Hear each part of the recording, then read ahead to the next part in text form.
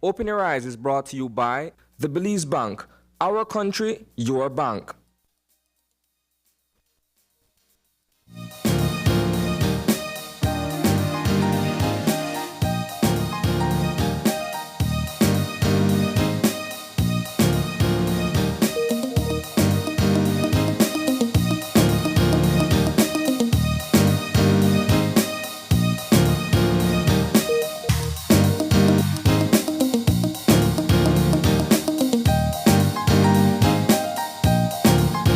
Good morning and welcome to Open Your Eyes. Such a morning, right? I'm John Palacio. And I'm April Martinez. And thank you for joining us this morning. Good morning. It's Friday. It is Friday, indeed. Yes. And I tell you what, how I know it's Friday? Your earring, they're on fleek. My earring in a puffy. Look, man, I swear you got a whole farm of flowers. But I'm loving the outfit. Thank you. That's beautiful, that's beautiful. I'll tell you what, we're so thankful that you were able to wake up, open your eyes, and start your morning right with us on a fun Friday. The weather here in the city is beautiful. A little later on, we'll be checking in with the forecasters to tell us exactly what to expect for the weekend. How was that drive? Bright, sunny in my eyes. You know when sharp people, they drive and they put down the how you call it from the vehicle for make the sun, the shade? Yeah. Yeah, that don't work for me. So I have to just battle it out with the sun in my face while I'm driving up at 5:30 in the morning. You're teasing me when you say you know when sharp people they drive? That's what you're doing, huh? I didn't mean it, John. I'm at the top of myself, you know. But if the hat fits, right? There we go. As per usual, first order of duties to share with you what's buzzing out there. There's so many things to actually discuss. So many things to discuss. There is the Chief Justice situation that's going on. Of course, there is always things on the criminal front. There is a coronavirus situation that's going on. But I think one of the things that we need to continue to shed light on so people could understand what it's about. It's actually the MOU signed between the U.S. and, of course, Belize on the situation whereby you're not able to take artifacts out of this country. Yeah. You know, and I feel it's important. We did spoke about it on Wednesday, but it is important for everybody to understand that situation. If you see something or if there's something that is of artifact to Belize, then eventually you're not able to take that out. Primarily, a lot of people wouldn't adhere to it. Yeah. But now we're actually getting things signed whereby we're telling you that it is illegal for you to take anything out of this country that would be considered an artifact. But you know, John, one of the problems or the roots of that kind of problem is that we're not being told or educated in the sense that artifacts, anything that is historical, anything that is ancient, that is property of everybody. That is Belizean property. That is your history. So the fact that you would want to uproot it and take it out or sell it, you're giving away you're giving it away, regardless of how much money you try and make out of it. You're giving it away because the price for something that is there is no price for it. So the reality is that you are the sole owner, the stakeholder, you are the protector of that heritage, and for you to want to take it out and remove it and take it somewhere else, it's you're giving yourself away. So, but again, April, and I know that this is a passion of yours. What is considered to be an artifact? If I find something, what do I do? Well, if you find something, first of all, as an archaeologist, I'd tell you to leave it in the dirt. But if it's already uprooted, if you've already removed it, it is always good to register it at the Institute of Archaeology. Call them up, you register it, and that does not mean that they're going to take it away, right? That just simply means that they will have it on file that you have this in your possession, right? You will be given I think they say a license, yes, a license to keep hold it. Yes. Exactly. And just in case, if there is ever in the future somebody that wants to do research and, hey, John actually has this base that might be, good for your research, John has it.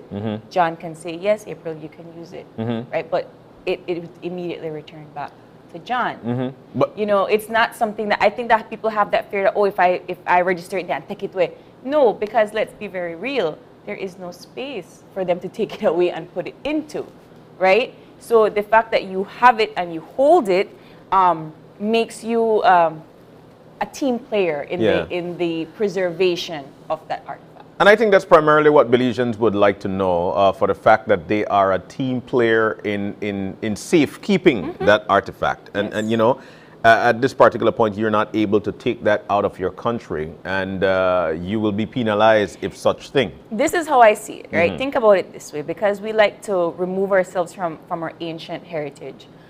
Think about it, if I go in at your great-grandma's house, John, and I find a watch, her watch, and I take it out of your house. I'm like, this is cool. This could go on the market, and I sell it. I'm selling a piece of John. Yeah. I'm selling a piece of your history. Yeah, you know, you're totally right, and it would be hurtful to know that, you know what, a piece, especially for my great-great-grandmother, a piece of what she owned, something that she owned, which is a piece of my history, has been removed from my household and then sold to somebody else, which of course we would class, any household would class such thing as being priceless. Yes. Yes. That's how you think about artifacts. Yeah. That's how you should think about artifacts, because they are a piece of your heritage. We like to separate ourselves from that is ancient, and it's not. When we think about the Belizean identity, and you look at all of those tourism commercials, the first thing you see is a Maya temple. The first thing you see is a Maya household. And so why would you want to then take an artifact, remove it, and give it to somebody else when that is the prized possession that is Belizean heritage? You're totally right. You're totally right. But I also want to ask this question. You as an archaeologist, is there like specific parts of Belize that you'd say you'd find a large concentration of these things? You kick a rock, you find. You could go in your backyard right now, John, and you will find. Remember, at one point there were 3 million people living in this border alone, right? So there will be artifacts everywhere. It doesn't surprise me when people say, "Oh, I find this. Oh, I find this." It's not surprising. Belize has over 5,000 archaeological sites. It's not something that is mysterious or new. It's or people feel like, "Oh, Nitch don't know about it," but we have that data, right? Yeah. So whatever you do with those artifacts that you find, yes, you are welcome to. It's yours. It's in your possession. But register it. Let the Institute of Archaeology know that it exists, so that you can be a licensed owner and continue to safeguard. Do I have to pay to get the license? No, everything is free. All you have to do is make sure you don't broke it or sell it, or because we'll know, right? And is the process a tedious one? No. Is it a lengthy process for me to get a license? It's a form. Just fill a form out? Yes. Okay.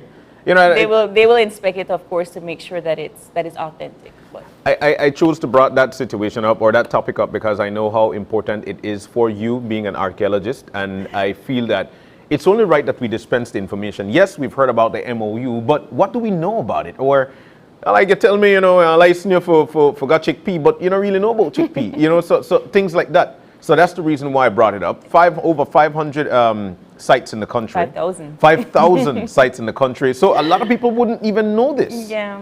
So how do we safeguard what we've got in our country if we don't know what to safeguard? Yeah. Or if we're passing a particular area and we find something, you could say, you know what, there's a lot of these things here, and tell people, hey, try to not necessarily go there unless you're doing some sort of an educational search or research or something to that sort. Yeah. So that's the reason why I brought that up. Thank you, John. And that's one of the things that's buzzing. I know that, that's one of the things that's buzzing Belize. Of course, we try to bring these things out in the forefront. And we know that when it comes to time, we don't got much. But I'll tell you what's coming up too. KTV. Oh my goodness. So we shall expect the audition of John Palacio. Yeah, you don't know. Yes, John. You make sure that you got enough honey and lime for this weekend, because KTV, the remix, is coming back, and the auditions kick off tomorrow. Weekend, yes. It's going to be nice. 9 o'clock right here at Channel 5. Make sure you call TV ready. Open auditions between 9 and 3. It's only auditions. So make sure that you come ready. And this is between 9 and 3, and that's Saturday and Sunday. Let me ask you this. You haven't seen it in a while. What do you expect? Oh my gosh, I'm so excited. I expect from the most talented of talented singers, drama, dancers. I would love a comedy act. I don't know about Oh, you. yeah, I've never seen a comedy act on KTV Remix. You know, but Well, like a stand-up. I like a good stand-up. So it would be really, really great to have all of this talent come out and showcase, because let's be honest, KTV is a Belizean culture. We kind of it's a part of Belize's culture now, Yeah. We kind of know Tuesdays. That KTV. Tuesday night, we going to go sit down. We going to go sit down. Oh, we got chips and dip. Yes, yes. But it's going to be a great time. We want for you to bring your team and come on down to Channel 5, right here at Channel 5, 9 a.m. to 3 p.m. That's the audition time. Come TV ready, because you will be recorded. You'll be recorded. And I love the audition. Yeah, when you watch the playback of the auditions, man, I love the auditions. I'll tell you what. But we want for you to come on down and enjoy it. A lot of people have been asking us about it, and so after 2 years, it's finally back. Tomorrow being Saturday, 9 to 3, audition time. Sunday, the same thing. So we've got 2 days. So for those of you from Corozal or from PG or from San Pedro or from Cayo, Central Belize, Northern Belize, you want to come on out and make sure that you do what you've got to do. It's going to be a great time. The entire family will be with you. And I'll tell you what, on your first performance, who knows? The entire country could be backing you.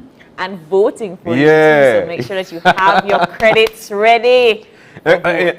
I'll be there. Hey, you think the joke? No, I know John audition. John will audition. Teardrop man, I ready. I know you're ready for 2 years now. Ooh, it's going to be good. KTV The Remix is back. All right? Yes. So that's a piece of the pie. We hope that we motivated you to come on down and audition and be a part of this thing. It's going to be great. It's going to be a great time and a family time. And we're ready and set. Speaking of motivation, it's time for the eye-opener taken from dailyom.com. And it goes like this. If you feel shy or awkward in social situations, know that many others are probably feeling the same way too. If you've ever been to a social gathering where you felt awkward and uncomfortable, chances are you are not alone. While social gatherings can be very enjoyable, especially when surrounded by people whose company we enjoy, there are social events that we attend where we sometimes find ourselves wishing we were someplace else. Such occasions can sometimes be the cause of much anxiety and self-consciousness. We may even feel like everyone is having a good time except for us.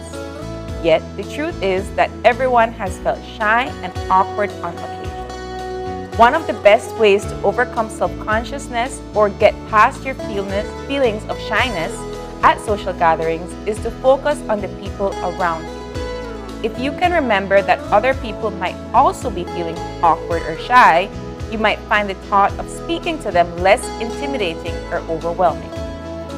Focusing on how we can make other people at social gatherings feel at ease can help us forget about our own insecurities. In the process, we end up making the very connections that we seek. The next time you attend a social gathering, invite people to join you in your zone of comfort that you have so lovingly and intentionally created. Let yourself enjoy being encircled in the warmth of their friendship. John, I don't think this eye-opener is for you. Because I don't know if you have ever felt shy or awkward at a social gathering. April. But I have. Awkwardness and shy, that is me. I don't know. I think what I do is that I apply what the eye-opener is saying. The next time you attend a social gathering, invite people to join you in your zone, in your zone of comfort that you have so lovingly and intentionally created. I like to create that atmosphere. Look, I believe in the avenue process, whereby if I provide for you an avenue of pave, you're going to drive along with it. And if you do that for me, I'll definitely drive along with it. Now imagine we meet, the boom. Good conversation, right? Yeah. So that's what I'm talking about. But this happens on a daily basis. It happens at your workplace. It happens, you go anywhere. It happens at school. Anywhere you go, you'll find a spot whereby it's not your spot. Yeah.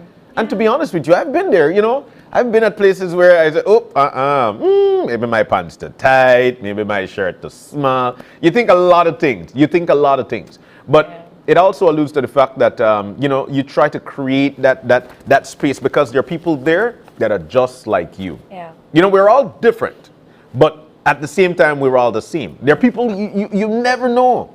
Have the conversation. You never, ever know. But you have to be placed in a position to learn how to seek these people out. Just on Wednesday, we spoke about that gut feeling intuition. And I would tell you that, it's something that you learn. Everybody have it too. Everybody goes through with it. But sometimes you don't know how to recognize it. And when you recognize it, you'll be able to grasp. Once you grasp and understand, then you'll know how to work along with it. And I feel that's the same thing with this. Okay. I feel that's the same thing here. But this is a great eye-opener. No, it's a great eye-opener because it's relatable. Yes. The amount of times I think I've been caught in social situations where I have to speak or I don't know anybody, and that's always it. The first day of school, you don't know anybody. The first day of a job, you don't know anybody, and you feel yourself becoming like you feel alone and you feel weird and you feel shy and you don't know if anybody's going to like you or you don't know if you're going to do a good job. It's all of these human feelings. Yeah. Right? Yes. I'd certainly this is enough for John. This eye-opener is not for John. But the reality is that once you find your people, you find your circle, you overcome those feelings and you're able to create that space of comfort and security. But I'll tell you what, I also like the challenge of being in a place by all alone and trying to divert or trying to decipher how I'm going to deal with the situation. Now that's what I like to do. But we hope we motivated you. Have the conversation in your workplace, at your home, or with your friends and see where it's going to take you. Have the conversation. Speaking of the conversation, the weather conversation is next. We've got the forecaster on the line, Francisca Wellington. Morning. Morning. Good morning, John and April. Well, I'm here listening to your conversation. Well, April, you're from Cayo. I don't know where John from, either from Cayo, but we don't have problems speaking. Just gotta call me out early in the morning. Francisca, that's for sure. You can tell when somebody comes from Cayo. How you want to tell that? Because we easily strike up conversation, and that's it, no? John from PG. Grew up a PG, yes. We could start conversation too. And we don't want to catch up after we got I saw him in Cayo some couple years ago, so he has been influenced. You're telling everybody I like stray, We all know you like stray, John. That's okay. Francisca, once again, good morning. The weather is beautiful in the city. Is it going to be the same across the country? Let's start with the general situation. Okay, so we are seeing fair weather conditions, and yes, we'll be seeing this kind of weather across the country today. So we'll see lots of sunshine, and we'll be seeing isolated showers or thunderstorms. All right, excellent. And I think you covered the 24-hour forecast there. What's that? That's right. That's right. All right, so let's talk about the winds then. What should we expect? Okay, so winds will be out of the east. It will be very light, 5 to 10 knots. That will produce slight seas, and that will produce 1 to 3 feet waves beyond the reef. Okay, that means we should be having some hot temperatures. What should we expect in the highs and lows? Okay, so along the coast this afternoon, 87, inland 94, the Maya Mountains 80, and overnight 79 along the coast, 73 inland, and 68 up in the Maya Mountains. All right, sounding cool. And then let's go on to the outlook. What should we expect for the next few days over the weekend? Okay, Saturday, a weak tropical wave will cross us, so we'll see a slight increase in shower activity and thunderstorm during the course of Saturday, and by Saturday night, these will decrease, and then we'll be back to nice weather on Sunday. All right, sounding good. Well, here ain't not too bad, man, But let's talk about, are there any watches and warnings, and then the tropical weather outlook? There is none at this time. The Caribbean Sea, the Gulf of Mexico, they're pretty quiet at this time. So, all right. Good news all around. Well, Francisca, we're so thankful to have been joined by you this morning. Thank you so very much. Thank you. You're welcome. You're welcome, John, April. Have a good weekend. You're in Cayo, people. Have a great day, Francisca. Have a great day. You did call out Francisco early in the morning. Really call me out, is it? But it's always a nice time having that conversation with our forecasters at the National Met Service. We know what to expect. Coming up on Saturday, there'll be a weak tropical wave passing through, Yes. but should be decreasing. The rains should decrease later on in the night on Saturday, and so we're looking forward to the decrease. Yes. Of She course, said because we know on sunshine, so I'm happy Saturdays, about that. everybody doing their little work. You want to pin out, Laundry. yeah, you want to lash out the Yeah. floor mat and hang it out, leave it, but you might not be able to do that. But we'll continue to monitor it. All right? Yes. But of course, we have to get into our show for Well, let's get on this into it. morning. It's a fun Friday. And we Yes. have a good jam-packed Friday for you all. And for our first conversation this morning, we are going to be talking about Music Week. So it's Music Week, and we will have our friends over from Bill Trade and Niche that are teaming up for a workshop, digitalization and merchandising workshop. So we'll be joined by them in studio this morning to hear more about that. All right. And in the second segment for this morning, you know Johnson's from Dangriga? Yeah, we should have ballet. Always with we. Always with we. So I'll tell you what we're going to do. We're going to discuss Johnson's free tutoring program in Dangriga. Clementina Castillo Johnson will be joining us. She is one of our star pupils Yes. here, and she'll be joining us to tell us about her free tutoring program. Love it. That's in the second segment. And then our third conversation is going to be the Belize at Oklahoma Ironman. We're going to be joined in studio by Kenroy Smith, who will be recounting his experience at the Belize at Oklahoma Ironman competition. All right, so we're looking forward to all three segments for this morning. And then later on, following all those conversations, we'll definitely be hitting you up with some birthday shout-outs and much more. It's a fun Friday. This is Opening Eyes live on 5. We'll take the break, and we'll be back.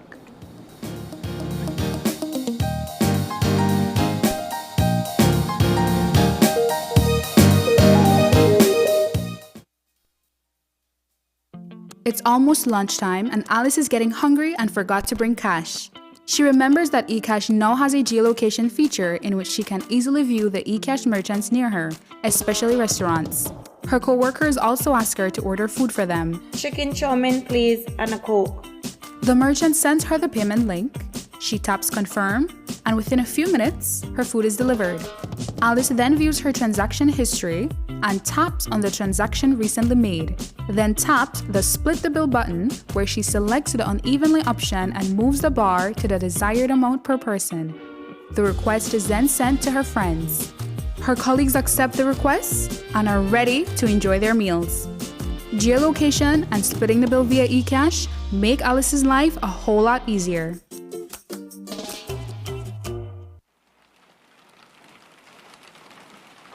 Babe, have you seen the advisory that NEMA just posted? There's going to be a storm. Storm? It's not a storm. That's just a little rain. We'll be all right.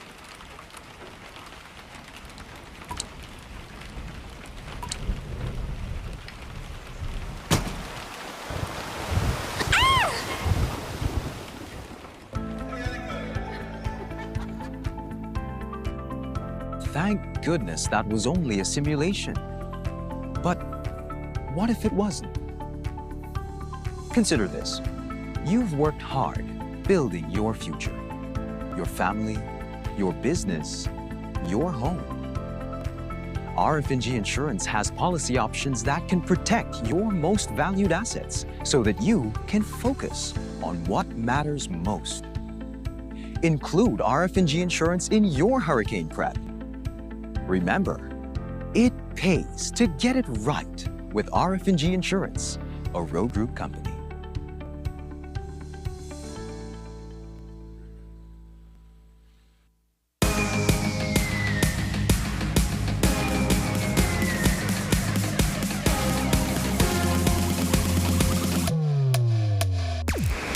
Download the SmartStream app on the Android Play Store and create your account to get access to movies and stream at home or on the go. Prepaid customers can purchase regular data packages or get a discounted rate on a special SmartStream package by dialing 7737. Postpaid customers will be billed monthly. Never miss a movie again with SmartStream.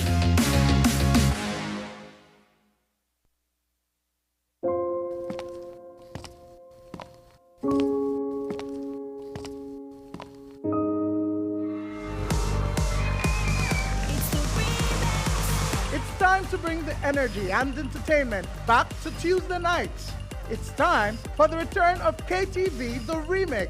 We're looking for new talent for this year's competition. Auditions will be held at Channel 5 Studios in Belize City on June 25th and 26th from 9 a.m. to 3 p.m. You must be 16 years or older. Bring your best voice and come TV ready.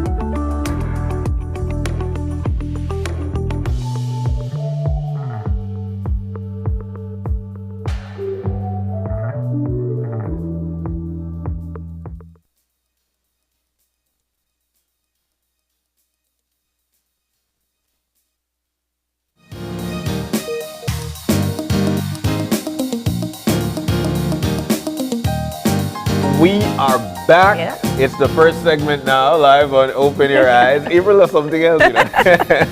We're about to chit-chat about Music Week and the digitalization, not a tough word, and merchandising workshop. In to talk to us about it, Kim Vasquez is here with us. She's the Senior Program Officer at Niche.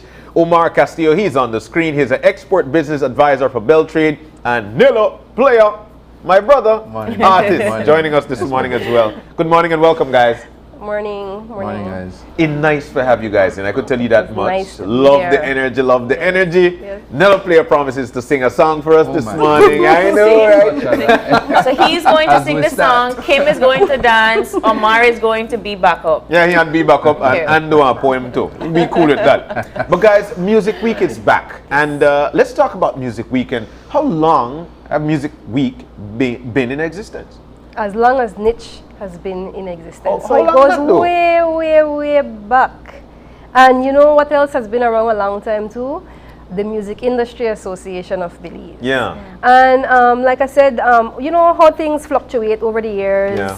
Sometimes things go a little dormant. We're trying to revive. Music Week itself has changed and evolved over the years. Mm-hmm. For example, we've seen it go to the extent where we have concerts, a lot of concerts and performances. But the original objective of it was something different. It was about workshops and training. It was about the industry. It was about behind the scenes. the studios, the labels, the producers, and yes, the artists, but Okay. in a development capacity. Like I said, training, workshops, meetings, Yeah. networking, planning.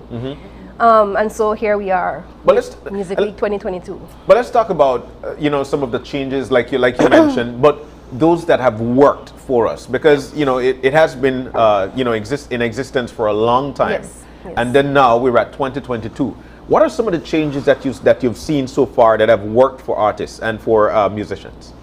Well, it was last year in a mostly virtual format that we started to go back, like I said, to the foundation, to what were the original objectives.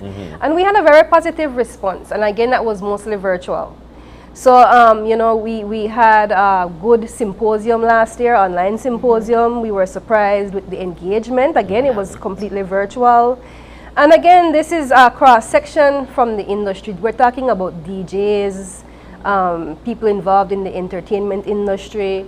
Like I said, we cannot look at just music in isolation because it's a part of the creative industries. And we were really surprised with the engagement. And like I said, we were not focusing anymore on any big concerts where we couldn't. It was a different phase in the pandemic at that time. But it's not that there are no performances. We have performances this year. But those performances are tied to the goals and objectives that you mentioned. Digitalization and merchandising is what we are focusing on this year. Yes. So tell us about the partnership with Beltrade, and I guess Omar, you can chime in here when it comes to that digitalization and merchandising, because I know Beltrade had a workshop for digital literacy to MSMEs. So Omar, can you talk to us a little bit about what's going to happen here?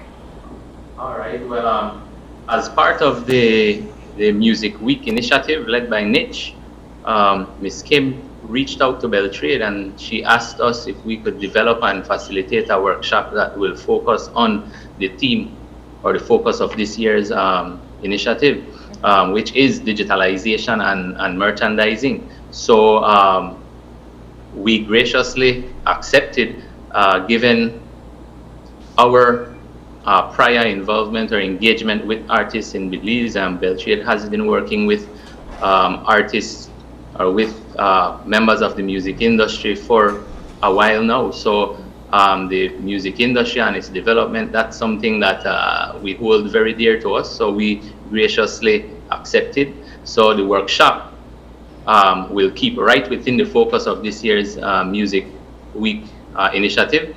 And it will look at mainly digitalization and merchandising.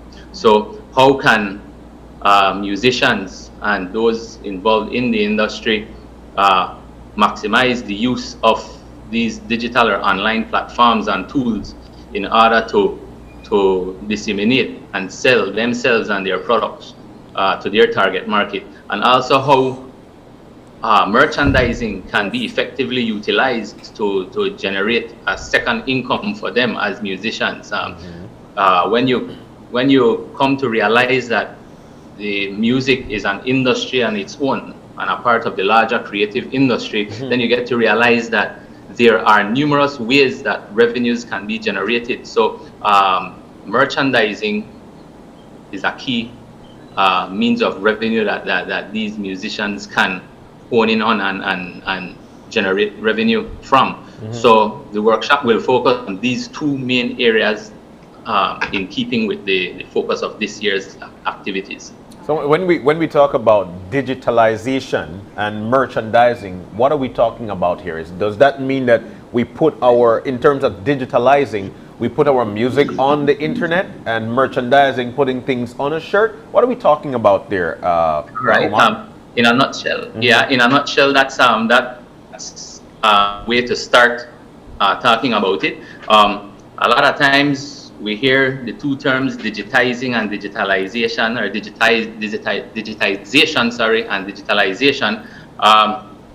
But it's important for us to know the difference. The digitizing is the process of taking information and transforming it into a digital form. So it could be as simple as taking a hard copy of a report and scanning and creating a PDF version of it. as digitizing, in taking it with from a music standpoint. Then the digitizing becomes the process of bringing your music into a digital form. Once digitizing has been realized, then we can move into digitalization. The digitalization now looks at the utilizing of online and digital platforms and tools in order to disseminate these digital music products to your target market. So it looks at utilizing these online resources or these digital resources to disseminate and to sell products to your target market. So as I said before, we're looking at creating other means of revenue besides the sale of the music itself. We're living in a world where you as a musician can use your brand to create value in so many ways. Yes. So we see already many musicians in Belize creating their own clothing line, their own brands, their own t-shirts, their own coffee mugs, their own products that they sell using the brand that they have worked to create. So merchandising, we're looking at not only that, but how you can utilize, or how can you can effectively utilize digital tools and resources to, again, disseminate and generate revenue. Business, music is a business on its own, so the end goal is always to generate revenue and see that success. All right, so Nello, as a musician artist, how do you believe that you can benefit from this workshop, and have you already begun doing digitalizing and merchandising on your own prior to this workshop? Yes, definitely. Thanks to Bell Trade, we had a Business of Music program that ran for several weeks. That about 20 of us took this journey on learning how to deal with copyright and publishing and distribution and merchandising. So it literally just wrapped up, and the end result of that, we got some professional recordings, we got some promo videos for our professional recordings, and of course we got a lot of knowledge on how to do a lot of these things that we were doing before, had in place before, but just kind of fine-tuning them. So Bell Trade was really helpful in doing that. So, and let's talk a little about your career as a musician and going through or watching things move from point A to point Z in terms of now digitalization and merchandising. Back then it wasn't like that. Back then you were a Nella player, you were throwing down your music and stuff like that. What's that feel like now, from then to now? Good question, John. I would say that it certainly wasn't like that, but from an early part of my career, I learned that it was going to be like that. So I had some t-shirts printed and so forth early on in my career. So I was on the right track.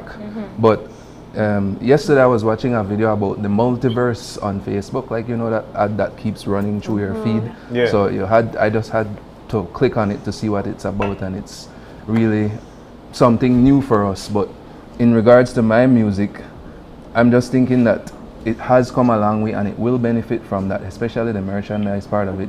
You're a popular artist and you've been known for your music, so forth, but you have to really, how would you say, make much of that time that you're known for your music, and not only just revel in the success that you've had with your music, but as Omar said, turn that into other forms of revenues and other businesses by using merchandise. But Kim, Omar, and Nello, Belizeans will tell you, we not Belize. We only got 400,000 people. That's not really our work, and that eventually is going to stay here.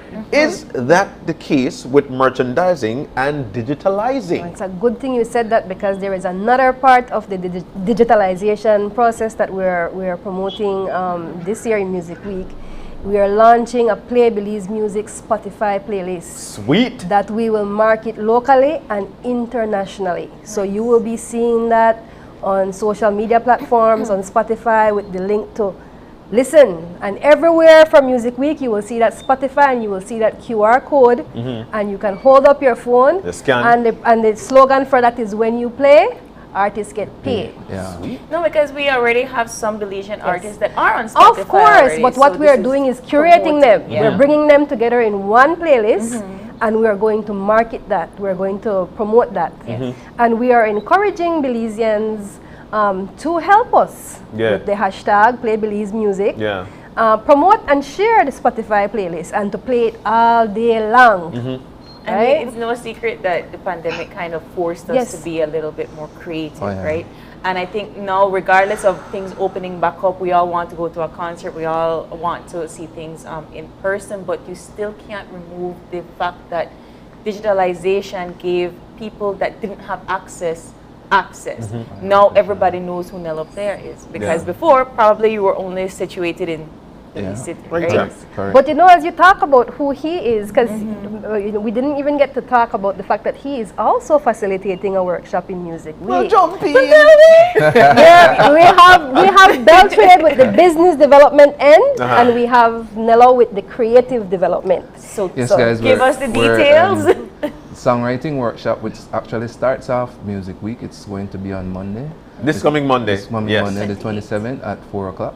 4 to 6, it's a 2-day workshop. It's the 27th and the 29th. So we take a break in between, have artists go home and understand what was disseminated the first day and come back and we share. And it's actually a hands-on type of workshop where we get to teach artists, and not even artists I should say, anybody applicants that wants or to be, attendees, anybody who's inspired or inclined in that light musically or wanting to know about writing, songwriting, or wanting to better their songwriting skills. It's actually an opportunity for people to collaborate. You know, this highly encourages collaboration.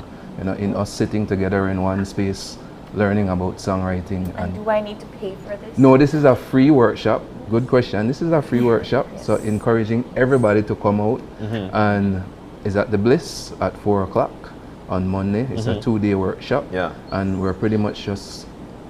You don't have to know anything about writing, you know. If you just have to be encouraged, inspired, or inclined in that direction, can learn how to put a song together, the basic song structure. John, if you want, I will hear John. You know, John will be ready for KTV after the workshop. Oh my goodness, you're like target, you know. But I want to get back to the entire, to the Beltrade situation, because we're in a position where our country is marketed by what we've got. And it's always about what we've got to eat, what we got to, but it's never about the kind of entertainment that we also have, that, we've got this kind of music, that kind of music, brought down music. And I listened yesterday, and there was something about marketing your music as Belizean music. Should we do such thing, or should we not? Should we? Because if you say you're Belizean music, then you only stay at home in Belize. Omar, I don't want your way in on this. What are your thoughts on this?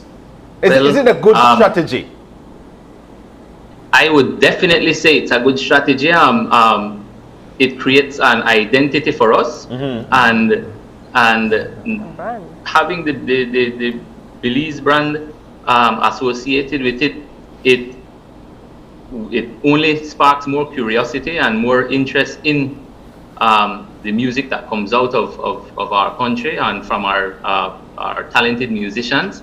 And just like other products, I could take, for example, cacao, and branding our cacao as a Belizean cacao, and telling our story from a Belizean perspective. It adds so much more value to the product. Likewise with our music, telling our story from a Belizean standpoint adds so much more value to that product and to the music and to the artists themselves. In the wider market, we're in this world where, and we speak of digitalization, so why not bring Belize to the world? What is Belizean music? What is that Belizean identity? What is that Belizean I definitely sound? Understand what John is saying, or what he's getting at, because it's not like you're hearing that, an American artist, or this one is just an artist, right? So it's not taking away from it, just like how we don't like to be called local artists, right? So it's kind of like in the same boat. So I know where he's going with that. right? So Okay. what is a Belizean song? That's another tough question, Another tough right? To me, question. as long as it has in, I always tell people, as long as it's a Belizean that's creating the artwork, and we're having elements of that is natural to us or common to our culture, then that makes it a Belizean song. That's the easiest way I could And answer I that. always say, don't worry about that. You are a Belizean artist, a musician. Just be authentic and true to yourself. Yeah. Create music. Like I said, take the influences around us. I use the example I heard earlier. I heard when we were doing some planning for Music Week, Alovando saying that, you know, when he creates music for the Garifuna Collective, he uses a broke down instrument in there. The jawbone is in every Yeah. and the Maya, right? And the Maya guitar, I think it is. He said, you know. So there you go. You want to know? We don't have to. We shouldn't be asking ourselves what is this Belizean song. Just create the music. I ask because whenever we have music playing, we always tend to say, "Oh, we take from dancehall, we take from soca, That's we great. take from other these This other week she was artists." saying that it doesn't matter what genre you're playing, you know, as long as it's Belizean music. All This week genres. she said that. All genres. Yes. All right. Sure, Margaret. And as a people, naturally we will draw influences from around us. And we just so happen to be a nation in the Caribbean, in Central in the Central American region. So naturally we will draw some influences from our surroundings. But like Miss Anella was mentioning a while ago, highlighting and embracing and being proud of our own local elements and our own local story. Is a big selling point for us. Yes. Yeah, because we've got a story to tell. We could use another instrument from another culture to enhance what we've got, which would eventually put it as this wholesome sound. Look, I like to watch these YouTubers who travel across different places and tell you about. And I was watching one with these folks who went to Seychelles. And there's actually a Creole community in Seychelles. And big broke down tukulutuk, I had to tell you the truth. Things that happen. And, you know, I'm listening to it and I said, but this song like Peter, this song just like, you know, it song like Miss Leela. It songs like Coconut Boy. You know, so I'm like, if we're digitizing and marketing these folks, these guys could get these gigs all the way in Seychelles. So that's the point. Of course, because then it allows you to choose a target market. Yes. And then what about like having to get agents and whatnot? Because I think that's a big thing in terms of trying to market yourself. Yes. Will we have that kind of feel at the workshop as well? It's one of the things we want to have, because one of the things we also have on the agenda is an internal web conference, and this is what we are saying. We do have gaps in the music industry. We need more producers, we need more managers, we need more booking agents. We need more designers to collaborate. We need more collaboration on a whole. Right. So it's not only again about the artist. It's not artist centered. It's an industry centered event. Okay. So who is to be a part of this, you guys? The music. The workshop that's coming up. Yes, the workshop that is coming up with Nello, the songwriting one. Anyone, I would say from the age of 16 onwards, like you don't need any songwriting experience. However, that being said, we don't want to discourage veteran musicians from joining us, because we get stuck in a creative rut. Again, like he's saying, you know, these are friendly faces.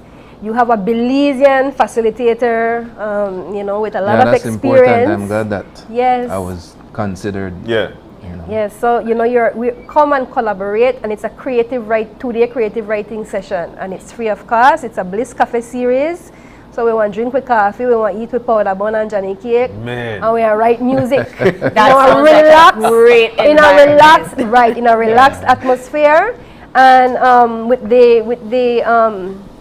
the one from Beltrade, we are encouraging that one towards more people that are actually engaged in creating music, that are already starting the process of getting their stuff on platforms. So that one is a little bit more tailored to people already working in the music, to artists in the music industry. Okay. Right. Music have to rhyme? Like, do I have to rhyme something if I'm writing lyrics?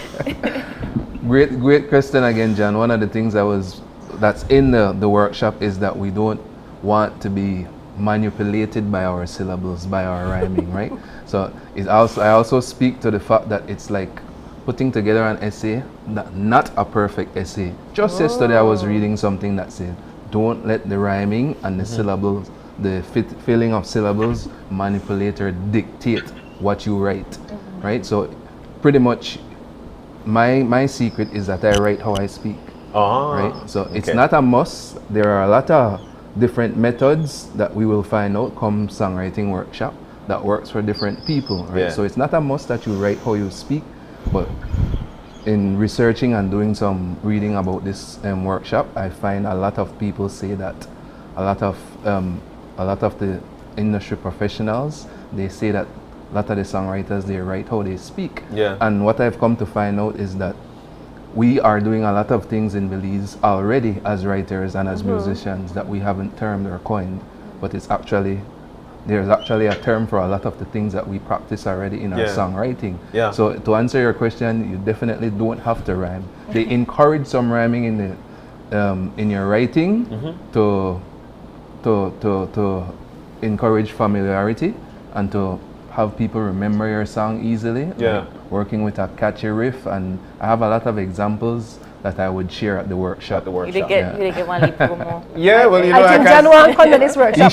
You know, my mind just know what I said. I've heard him rock before. I've heard him give you I asked that because in my mind I said, I wish I could make one fish dish. But Kim, I wanted to come back and ask about the week itself. So you have Nello starting off the week with the songwriting workshop. Well, we got a red carpet opening. Oh, really? Monday night. Of course, yes. And we have Belizean. These are, like I said, we have award-winning musicians in our country. Yeah, we do. Some of them we don't. You know, we listen to the music and we're not really paying attention to their journey.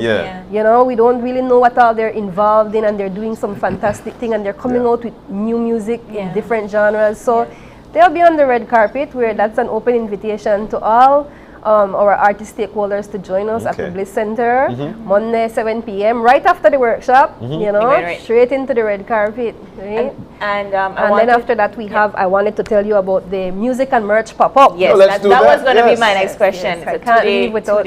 Yes, we have 2 pop-ups. Again, we are you know, following the popular and trendy business model, and so the musicians will pop up. They will pop up on Friday at the brewery. And they will pop up again at Battlefield Park on Saturday. Sweet. Yes, and you will be able to see all the t-shirt designs that they have come up with. You know, we have a visual artist attached right now to the project, Brigida Halak, no stranger to Ika and the Bliss, and she's working with them to get their designs, what they want on their t-shirts. We're focusing initially, we are partnered with Creative Marketing, and we're focusing initially on t-shirts.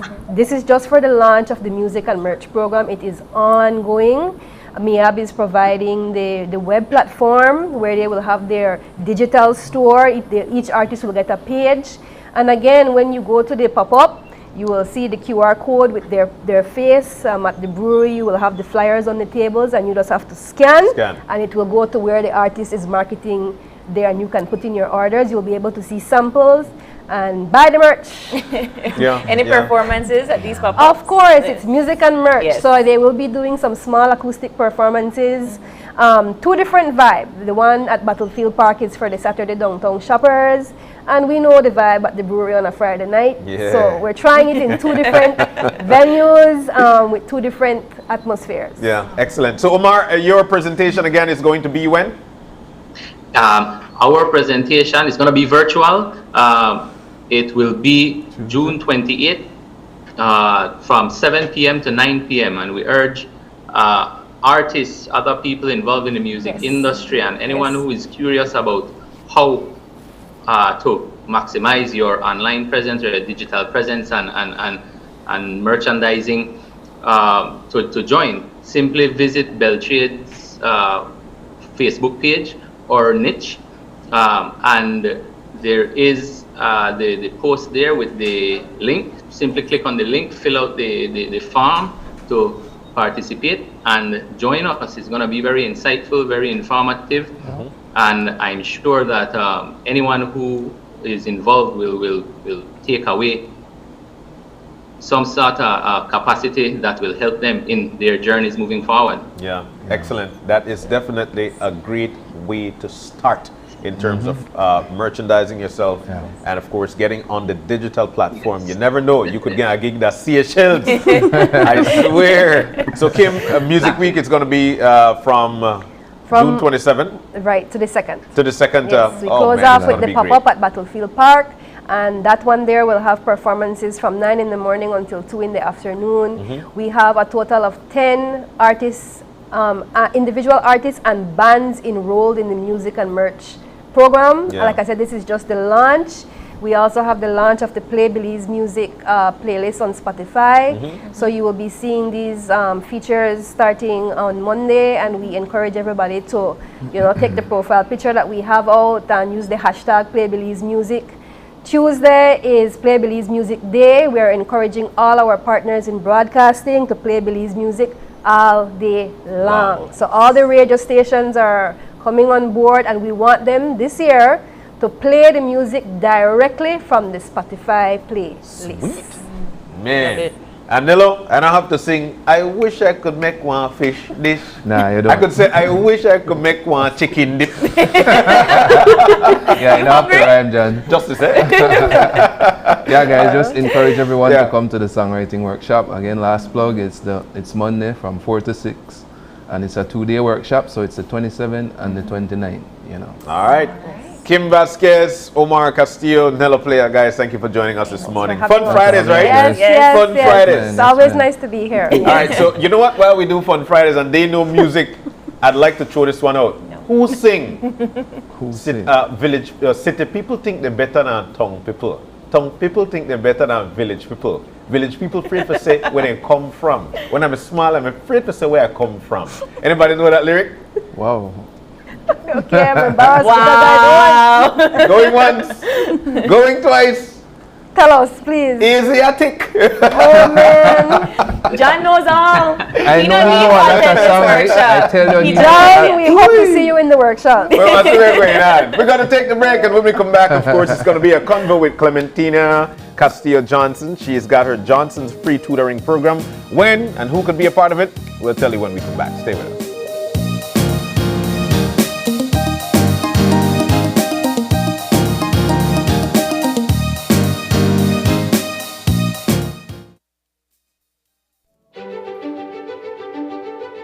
Technology is ubiquitous, and it's transforming how, when, and where we work.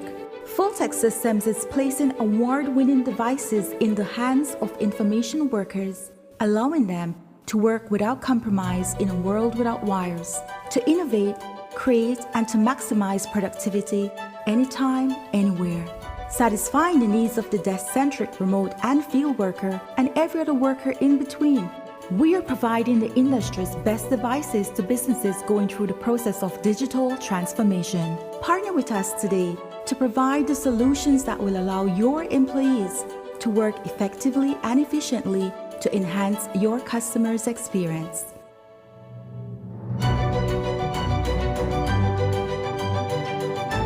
Fulltech Systems, your technology center, where you'll come for the price, but stay for the service.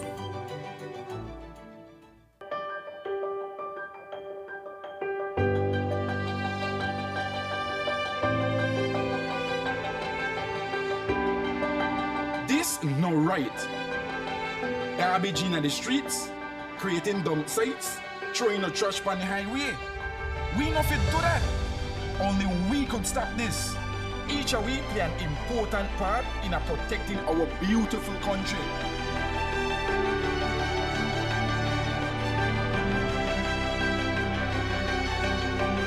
This that we believe.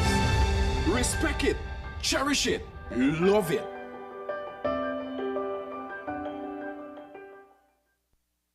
I'm on my way to Belize, where I can get what I need and save some money.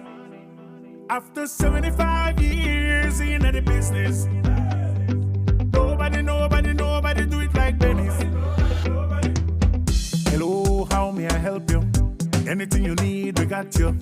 Whether it tools or tiles, lights and fans, we are serving with a smile. Genuine plumbing and electric supply, quality construction supply, heating and air condition, 100% Belizean. Belize, celebrating 75 years of quality and savings. Quality and savings. Belize, celebrating 75 years of quality and savings. Quality and savings. Belize. Celebrating 75 years. Quality and savings. Quality and savings. You want a mobile service provider that allows you to stay connected with fast, reliable LTE coverage anytime, anywhere. Whether it's just to catch up with family, to share that experience with your one special friend, or to manage your small business. Whatever's your thing, you deserve to have the best mobile experience. Now you can do even more while on the go with the increased anytime data allowance in Digi's mobile postpaid plans. You now enjoy 8 gigs of anytime data starting at only $55 monthly. Or share up to 120 gigs of anytime data with up to 6 of your closest friends. That's more LTE data for you to enjoy during the day, nights, and weekends. No restrictions. So keep your gigs up with more data plus unlimited talk and text in all Digi postpaid plans. Visit a Digi store near you to sign up today. All you need is a valid ID and proof of address. It's time to get on Belize's fastest mobile 4G LTE advanced network. Visit livedigi.com to find out more or hit us up on WhatsApp or Facebook. Digi, our national telecom.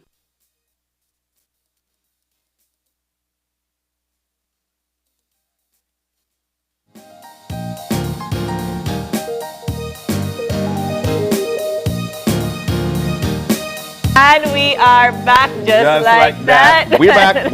We're back, and we have joining us in studio Miss Clementina Castillo-Johnson from Johnson's Free Tutoring. No stranger to our show. Good morning.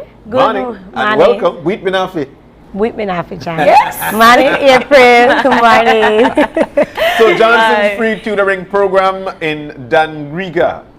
We're going to that, but let's talk about, before we get to that, your teaching profession and how you feel about teaching, because for some reason or the other, every time it's about teaching, you're with us. You're one of our star pupils, and it simply means that you're passionate about it. What is it with you and teaching? That's my life, John. I mean, like you mentioned earlier, it's my passion. I love teaching. Like after a long day, I always have a long but a awesome, a successful, a good day. Once it's with my babies and being around my member of staff, my administrators, it's always a successful and good day. Wow. And then to top it up, going home in the evening time, in the yard, and students coming in from different school around our community. I mean, what better way to end the day than to be with, different students from different schools. I know we've been talking about your free tutoring for some time. You've been on the show to promote your free tutoring. What are you doing differently this summer?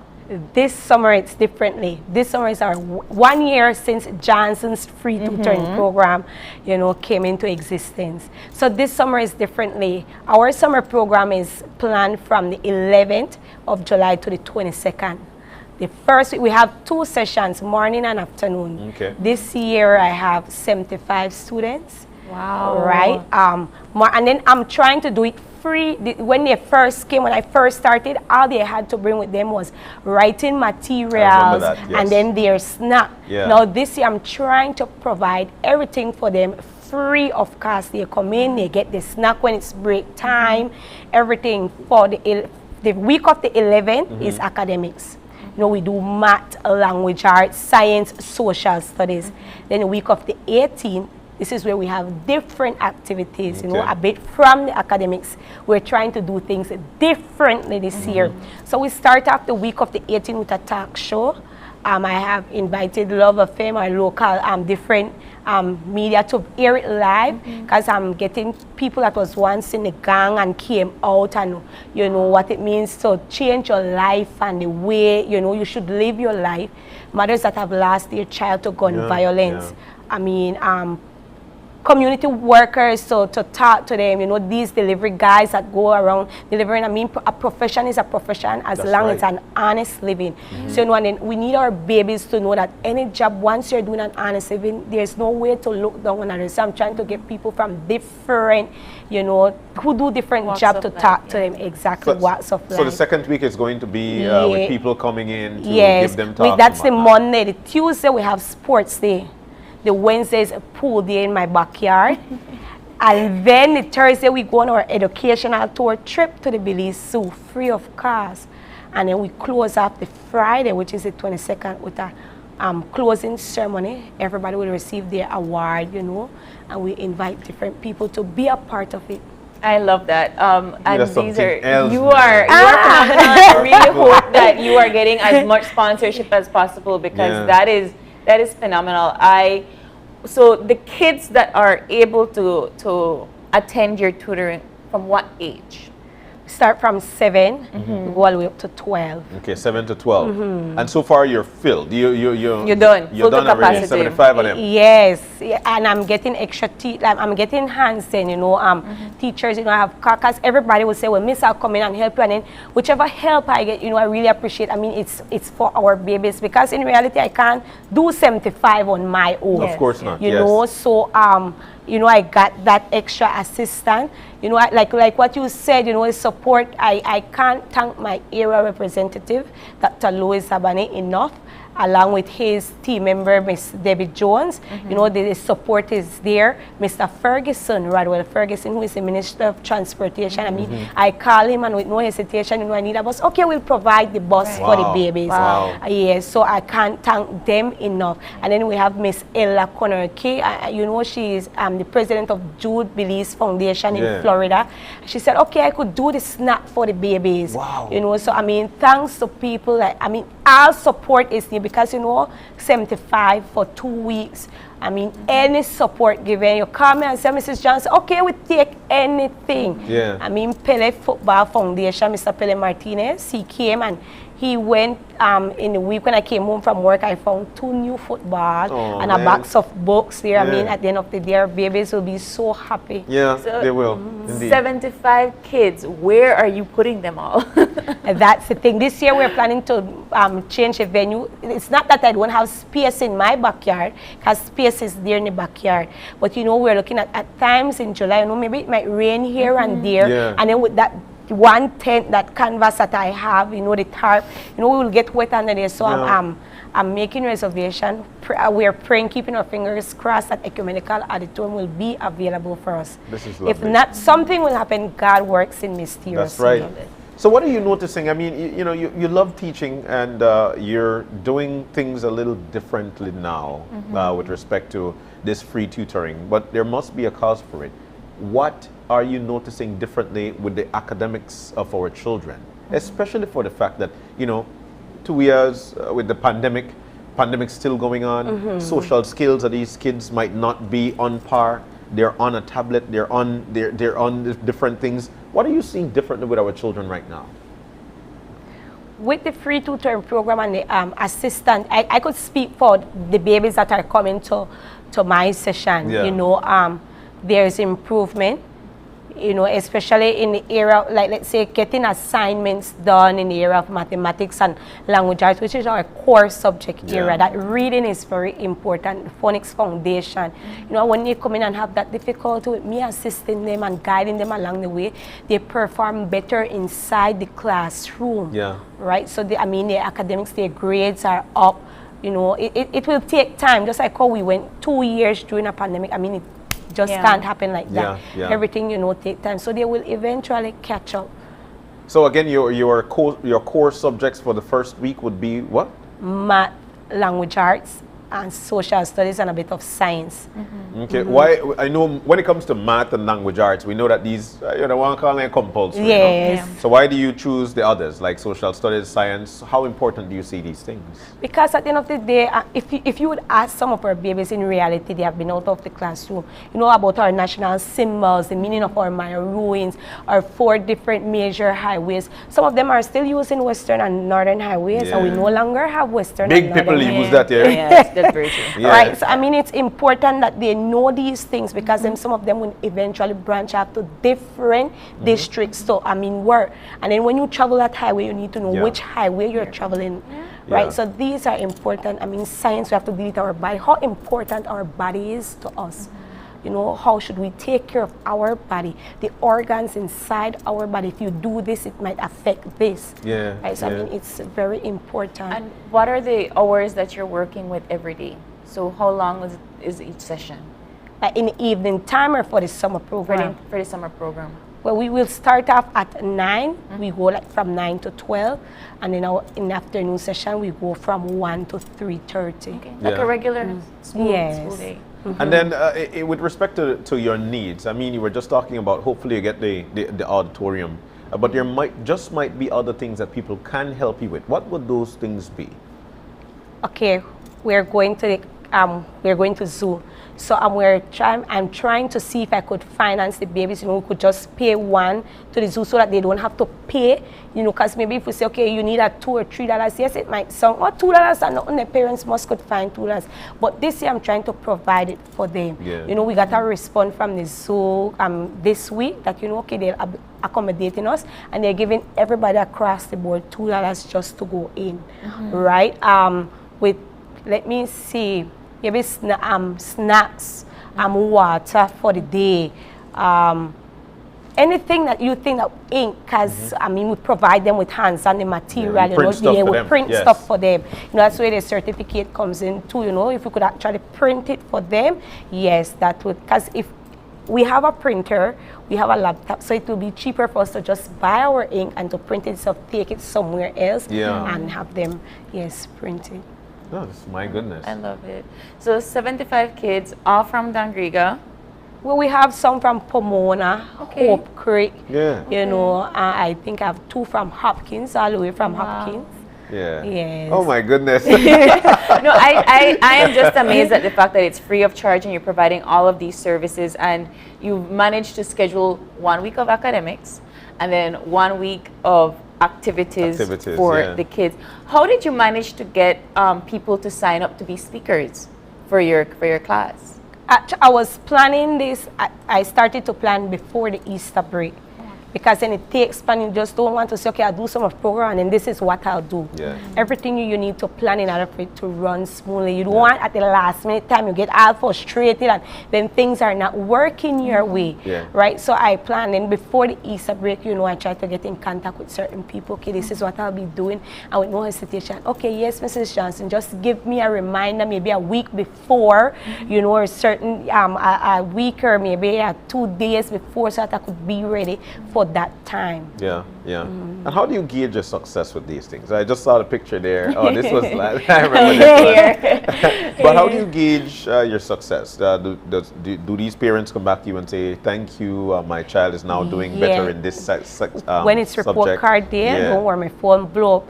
Mrs. Johnson said this is what my child did, and you know, they send me their grade for the report card. I could remember just this year we have some graduates from Ecumenical, and their parents, all of them messaged me with they said, okay, Mrs. Johnson, my child made a 3-point.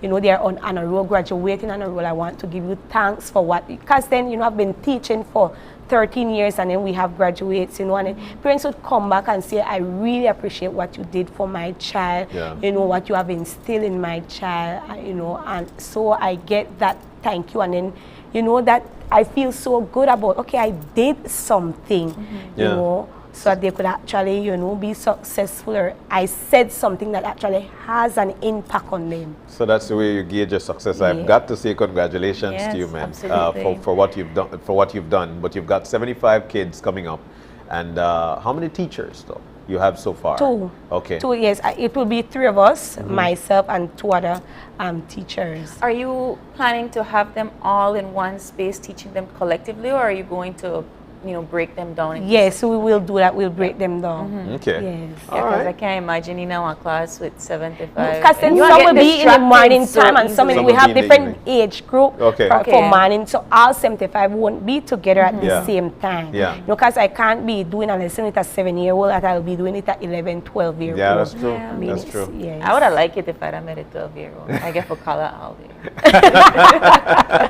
All right, so this free tutoring program starts when?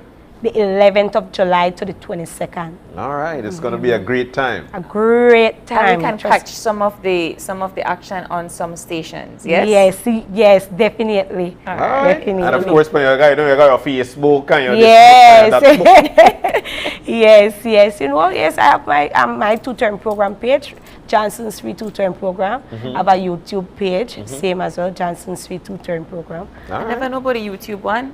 There you go. My personal Facebook page, Tina Castillo Johnson. Yeah. And then my number is the same, 639-6586. That's regular and WhatsApp. Okay. I mean, yes. And so after the summer concludes, right, and you're going back full-time fall, are you going to continue Johnson's tutoring? Yeah.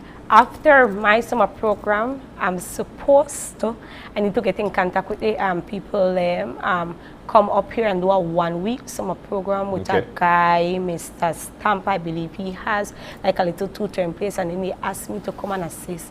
So I'll see how that works to come up here and provide my service to children here in Belize City. Wow. For 1 week. All right. After I'm finished. This lady she's giving free tutoring to children that need it. That's why I asked, because I know that the schedule is going to go back to the same. Yes, and then after I'm finished with the one from up here, then I think I'll take a break. Yeah. Yes, until school resuming ending of August, September. Okay. And then we continue again in the evening time after classes. So still continuing Johnson's free tutoring? It's a ongoing program. I mean, it's for once school reopen, we continue. Okay. After all, it's a registered program. My final question to you is, there are a lot of people who might have passion for something but don't know how to drive that passion.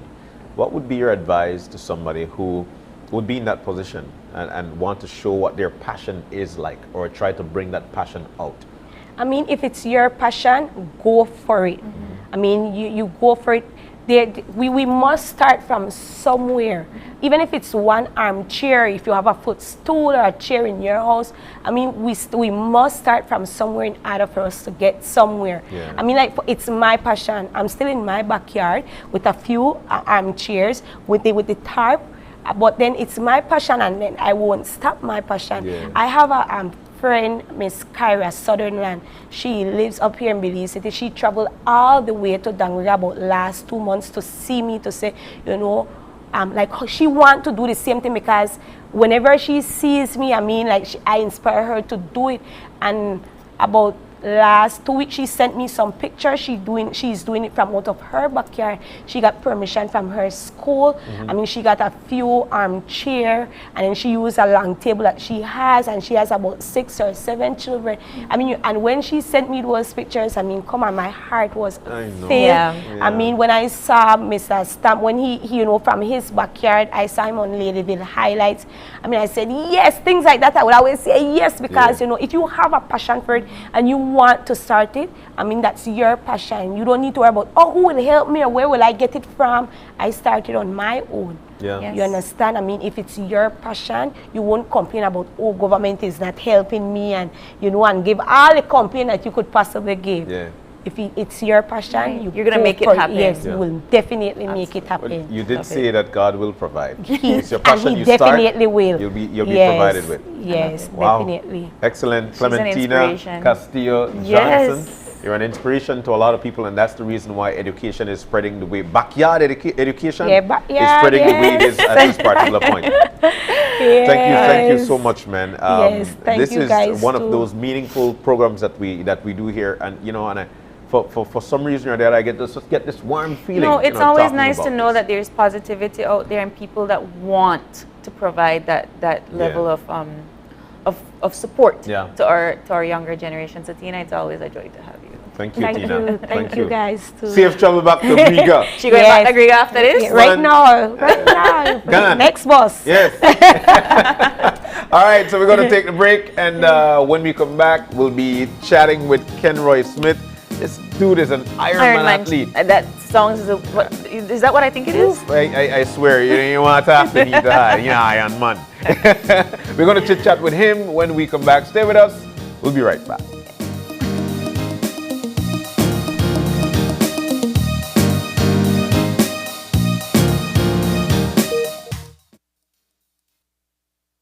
Hello eCash user, the eCash app is now available in Spanish. Changing the language in your eCash app from English to Spanish is quick and easy. Let me walk you through the steps. First, open your eCash app. Enter your PIN. Tap the More icon at the bottom of your screen.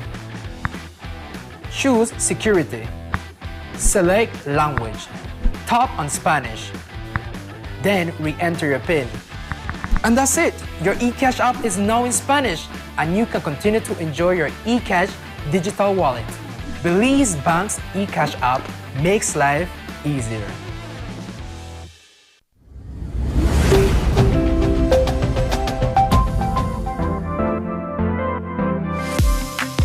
I'm always on the go, and the country is my home.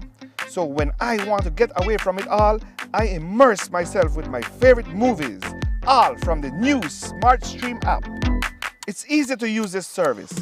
Purchase your movies from the app and use your mobile data, Smart Stream data packages, or smart broadband to stream and enjoy.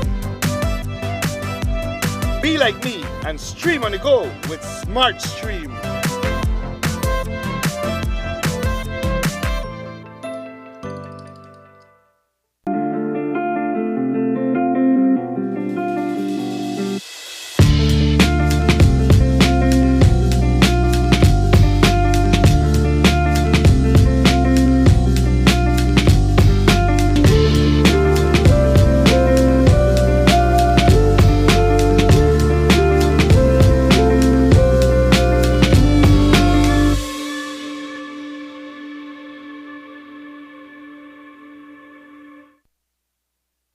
Are you looking for low-cost television advertising? Have we got a deal for you? Advertise on Channel 5's Daily Classifieds. Channel 5's Daily Classifieds is one of the most effective methods for introducing yourself and your business to the community. Use our Daily Classifieds to recruit employees, promote specials, promote your products or services, promote a business opportunity, increase traffic to your website, and advertise items you have for sale.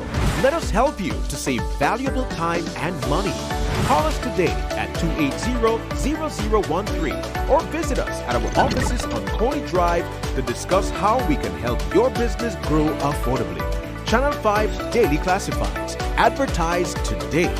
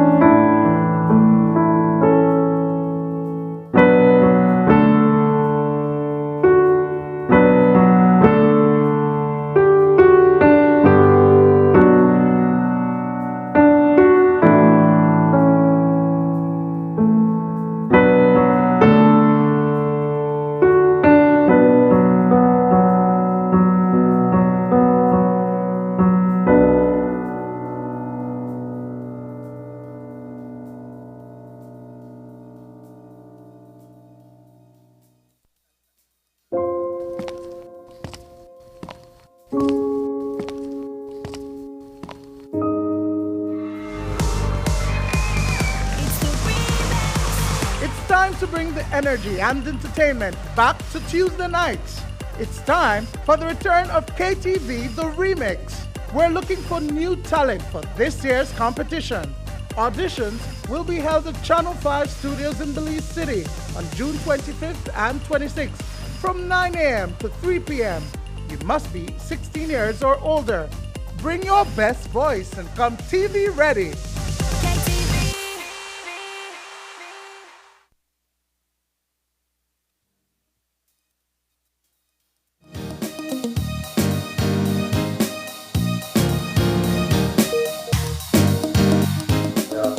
Welcome back. Welcome back to Open Horizon. We're moving now into our third and final segment. Yes. It is a fun Friday, and this guy that we're about to talk to, he's an Ironman. All right? Not any man. It's an Ironman athlete. You know what Ironman? Somebody, on TV where they fly boat, on a suit. Not this guy. Not this guy. This guy in real life. All right? Real life. His name is Kenroy Smith. He's an Ironman athlete, a Belizean in Oklahoma, and he'll be taking part in an Ironman event over there. Kenroy, good morning, bro. Hey, good morning, John. Hey, it's nice. It's nice to see you. I can tell you that much, man. Even your hair looks strong. Good morning, Kenroy. So for us here at home who don't really know what this Ironman athlete is, can you explain to us a little bit about what is an Ironman athlete and what challenge you're partaking in? All right. So first of all, the Ironman competition, it already took place. Okay. Oh, okay. And I've already completed it. All right. But yeah. So similar to the Ironman that Belize does, we have the swim bike race. Yeah. Yep. The Ironman, it consists of the same thing. Like I said, it's a swim bike race, and it's a total of 140.3 miles. What? And so you swim 2.4 miles, and then you will get out of the water and you bike 112 miles, and then you finish that off with a marathon. A full marathon, which is 26.2. No, okay, so you can't see our faces, right? You can't see our faces, but I can't see your faces for some reason. I can't. What? Okay, first of all, swimming for 2 miles already was a stretch, and then 140. 112 miles. 112-mile ride. Ride, and then you top it off with running. With a full marathon, which is 26.2 miles, yeah. Yeah. So that's like, okay, you're familiar with home, you're Belizean. So you swim 2-point-something miles and you ride from Belize City to Belmopan and back. That's what, 96 miles somewhere around there? And then your ride go back by Ladyville. And then you have to run from here to probably Boom Junction and back. Pretty much. Okay, so explain to me, how does one prepare for such a challenge? Because that is a lot of work. Yeah, it actually really is. Personally, I started training, the race was in May 22nd. I started training last October. Yeah. Yes. And, I had a training plan that I just bought off the internet. Yeah. And, it's one of those things you start off shorter trainings, and towards the end, you're going about 12 hours to 16 hours a week training. It sets you up. The training that I did, it put me in place to be able to handle the endurance, because the Ironman is an endurance race, Yeah. So, I have, my plan simply was, certain days I'm swimming, and then other days I'm biking and running, and it just kind of builds me up to be able to withhold the long swim, the long run, the long bike. Yeah, but we're seeing it. You actually, you swam for 2 hours, 5 minutes, 7 seconds. You biked 7 hours, 41 minutes, 16 seconds. Yeah. And you ran a total of 5 hours, 53 minutes, and 23 seconds. Yeah. Dude, is this what you do for a living? Because anybody with a job, I can't go run no 5 hours or no 7 hours a bike. How do you, what got you into it? Let's talk about your career in terms of dealing with this. How did you start? Well, you know what? That's funny you asked that, because I have a friend that did it last year, and I was just, scrolling through Facebook, and I saw that she did it. I'm like, hey, that's amazing. You did this. And so I called her and we talked. And by the time we got done talking, she was like, well, you know who else can do this? I'm like, who? And she said, you can. So, you know, being an athlete all my life, I've always been the person that would get up and go run in a 5K or just get up and go bike.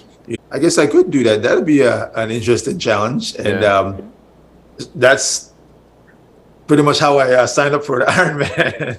And let's talk about your Belizean roots. What part of Belize are you from, and how often you come home? We need to know about you, man. Right. So yeah, I'm actually grew up in Buttonwood Bay. Okay. Got some great friends. Just want to shout out right quick, Giovanni, Nigel, and Greg. You know, the guys. But yeah, I grew up in Buttonwood Bay. You know, I went to graduated from Edward P. York High School. I went to St. John's for sixth form. Then I actually ended up getting a basketball scholarship to come to play in the U.S. Okay. St. John's. Yeah, and then, you know, that's in 1999, and I've been here in the U.S. ever since. And is your full-time career what you do now, or? No, this is just, this really was just like just for love. It's not even a hobby, you know. It really was just to see if you could do it. Yeah, I think I can do it, you know. So let me give it a go. Yeah, I'm actually my wife and I are we have a ministry with our church. Okay. U.S. So yeah, an outreach ministry that we directors for. So, yep. I'm looking at the score of the 5 hours running and the 7 hours biking, and endurance, agility, right? Explain to me how was it? What did it feel like? How was it like? What was running through your brain when you were trying to just get to that finish line? Right. So from the onset, when I signed up for the Ironman, I knew. You know, I kind of researched and I knew right off the bat that the swimming was going to be very challenging and mentally challenging, of course. Surprisingly, I didn't realize I couldn't swim. Oh, you know, I grew up in Belize, like we said, and I was about 2 blocks from the sea, so we would always be in the water. You know, but we know how this the Caribbean Sea, you can walk out for yards. Yeah. Yeah. You know, so my swimming back then was swim for about 10, 20 feet, get up, breathe. Yeah. Right.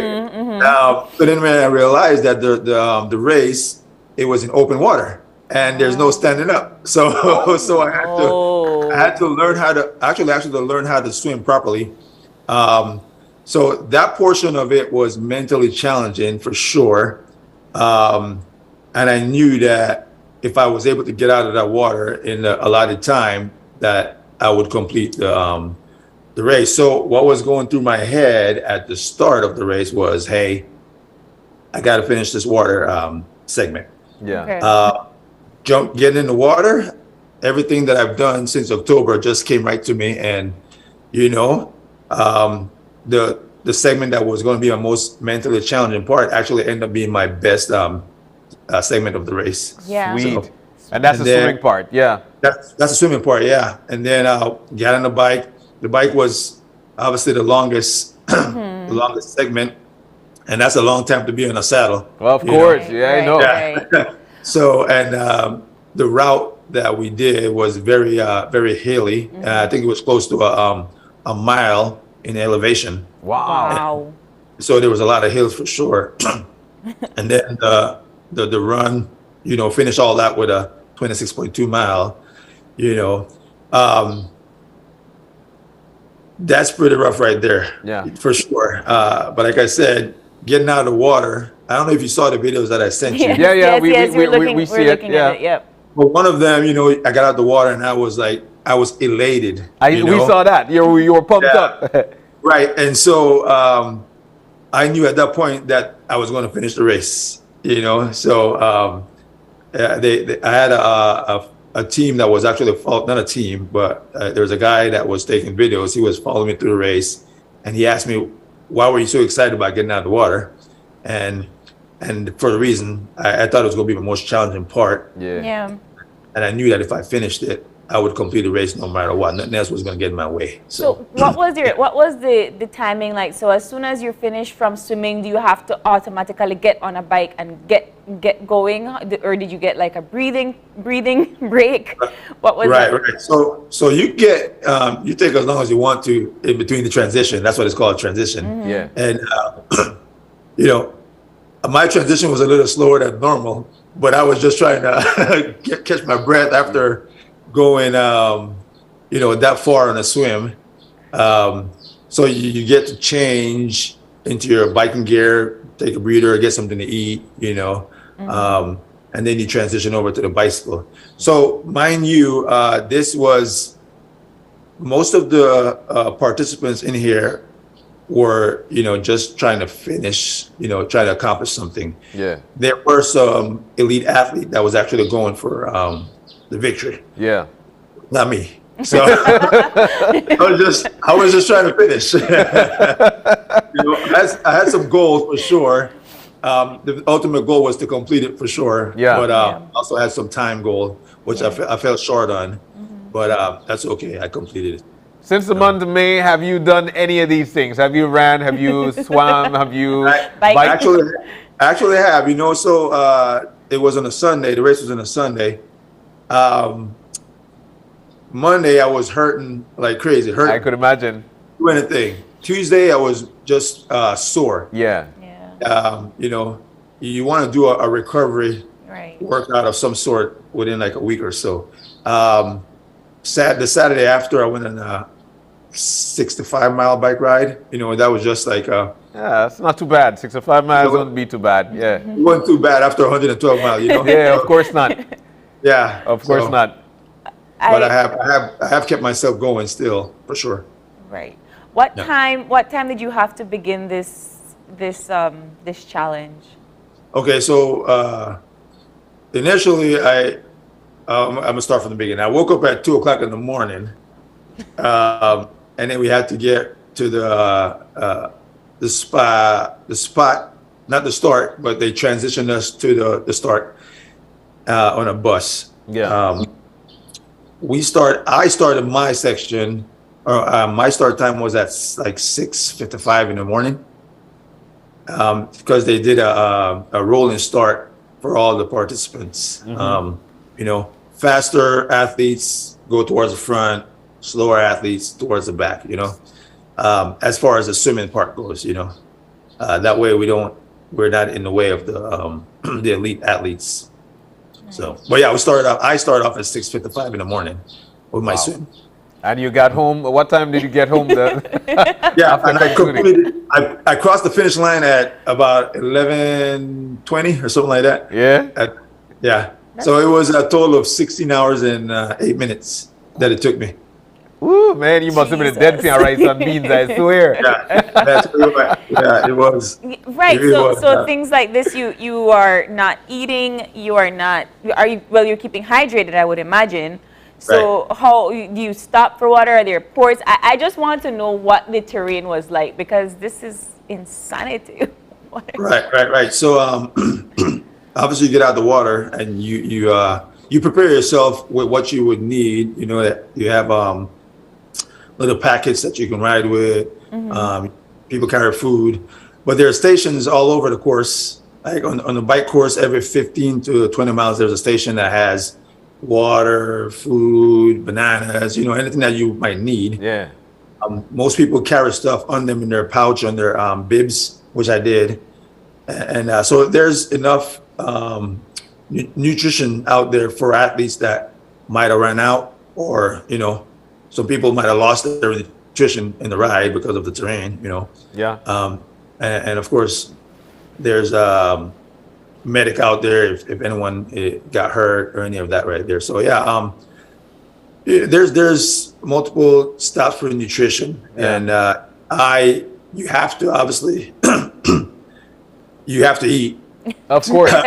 during that long process there to keep the energy, you know, and that's a part of the training as well too. While I was training, I had to train my body to just survive on certain nutrition, you know, and just be able to see how it reacts to it, because sometimes you eat something and it might not react the way it needs to. Yeah, that's true. You don't want to eat something and then your stomach starts grumbling. Yeah. So, but yeah. But and then let's talk about your learnings from this Ironman of what you could teach here at home. There are a lot of people who, especially when there are races here in Belize, there are a lot of people who do they go for some serious amount of miles, but they might not be able to understand, the diet part for them to actually go further or longer. What can you tell these people? What can you teach us here at home from your experience? Well, first of all, I researched some of the triathletes back home. I know one name that pops out is Bob Gabriel. Yeah, Bob Ken Gabriel. Yeah. And that's amazing. I didn't know about Belize having triathletes still. I researched that, so that's amazing. So I'm pretty sure those guys know, that you have to stay hydrated, you have to have the right nutrition and all that there. I would imagine that they do a shorter distance than the actual Ironman. It's simply put, John, it's just you just have to know the calorie intake. There's certain amount of nutrition you got to put in your body to not what they call this thing bunk.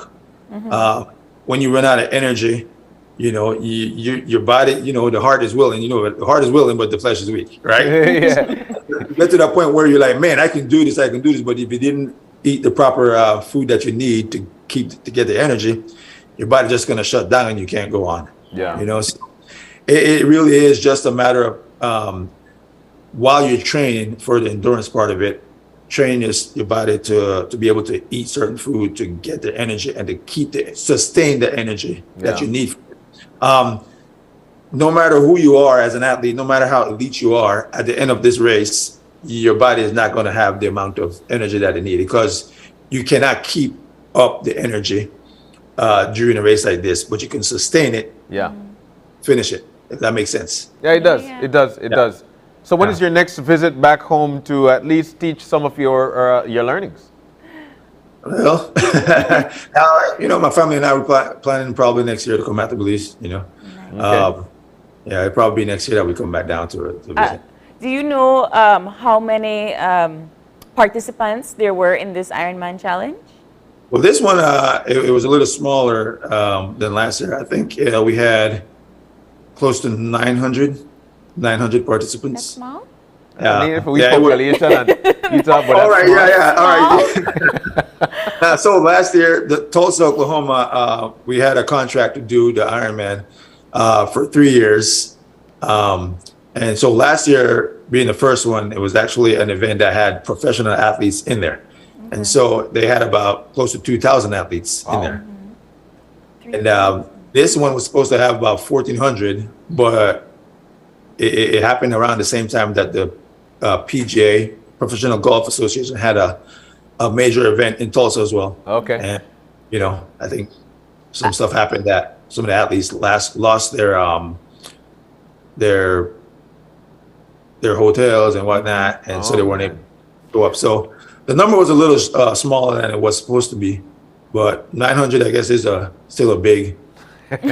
No, I'm trying to imagine 900 people trying to race and swim across a distance and bike across a distance. So how do you space everybody out?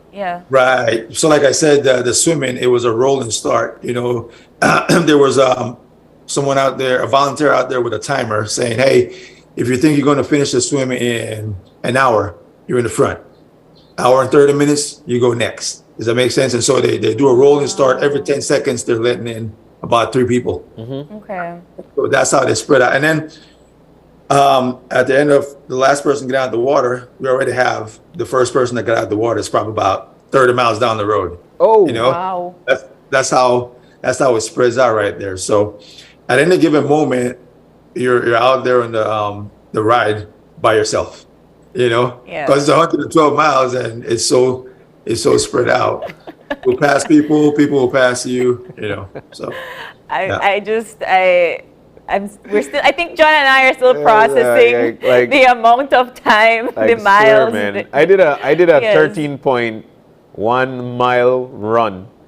And bro, you don't want to sit down, you don't want to stand up, like you wish you just float on a carpet and that's it. I stick to the road, And that's to me was really tough. But so what's next for you? You did something that somebody told you that you were able to do. What's next for you, Ken? Well, they're having it again here next year, and interesting enough, even before I started the race, I told my wife, I said, this will be a one and done. I won't do this again. Yeah. There's no need for me to, complete something like this and want to do it again. But I got done doing it, and I realized, it's here again next year. I completed it. I didn't make my time. Maybe I could do it again. To make that time. I've been flirting around. Obviously it's a whole year from now. I have 5-6 months to decide if I wanted to start training again to do it. But there's a good chance I might do it again next year, just because it's here, home. I don't have to travel anywhere to do it, and I know the terrain. Right. So I might do the Ironman again next year. So that was going to be my next question. How long do you take to have to register, and can non-residents register? So can John go and decide he wants to do the Ironman? Absolutely, John. Yeah. If you decide you want to do it, man. Sorry. Look, I didn't even ride go to shop.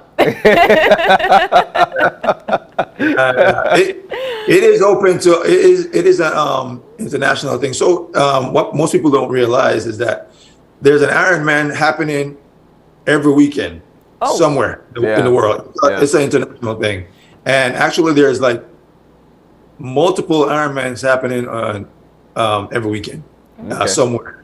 So yep. Would you try the Lion Man here at home?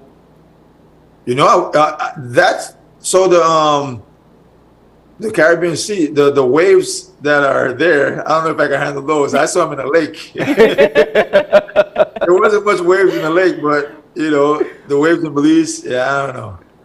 But that would be a fun one to do for sure. I would do that for sure. All right. Kenroy. Well, my brother, we're so thankful that you joined us, man. You motivated. You shocked us from the very beginning of the conversation. We'll ride for 7 hours. No. What? But there is a guy here that I think he's going to do it again. He ran from Belize City to Belmopan and back. It's 100 and something miles he did, and he did it for hours. And he's going to do it again. It's a fundraising event as well. Would you join him in such thing? No. That's a hard no. Yeah. That guy is serious, man. He ran from Belize City all the way to Belmopan and ran right back. I have a friend of mine that his dad does that every Sunday from Cayo to Belmopan. He runs from Cayo to Belmopan. That's a quick, what, 26 miles, 28 miles? I wouldn't run more than the ring road. So for me, that's not a lot. So, hey, one last thing I wanted to point out. One of the things that I took away from the Ironman, right? I've been an athlete all my life, basketball. Most people are the same physique and everything, so you kind of tell, all right, that person is great. That person, In the Ironman, when I started training, I realized that it doesn't matter how old you are. It doesn't matter what shape you're in, no matter your background. I saw all sorts of people out there, and they were completing like I did. Some of them that I, before started training, would have been like, you're doing the Ironman? But they've done it in a far shorter time than I did it. Wow. And so that was really cool to see that everyone had their own journey preparing for the Ironman. And some people, it's just what you put in is what you get out. Yeah. There's no body type, age, and that was amazing to see for sure. Right. And it was very humbling. I like it. He's trying to motivate us to do it, but Right. There you go. I'll tell you what, when I pumped up and get ready and I reach to Oklahoma, I'll be cheering you on. I'll be like, we are getting right there to the swimming part and then stop. Turn right back. Kenroy Smith, buddy, thank you so much for joining us, yes. man. That was great. Yeah. Thank you. Yes. And Thank you. congratulations to you, and we Yes. hope to see you soon. Appreciate it. Thank you. All right. All right, man, we're going to take a break. And when we come back, during the break, when I think about, man, this guy just know all of that. And then come back with some more good stuff, all right? So stay with us. We'll be right back.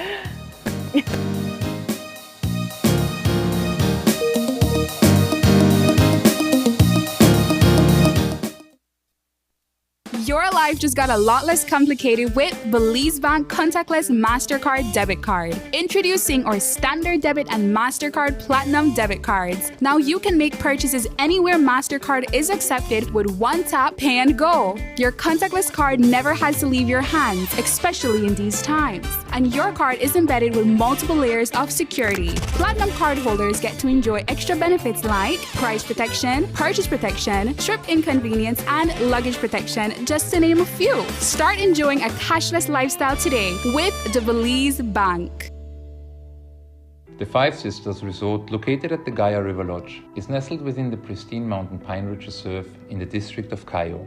The restaurant offers a true farm-to-table experience, using fresh ingredients from the resort's organic garden, and is open daily for breakfast, lunch and dinner. To explore the restaurant and to get a special off-the-grid experience within the resort, we offer a 30% discount on accommodation for all locals and residents for the entire month of July.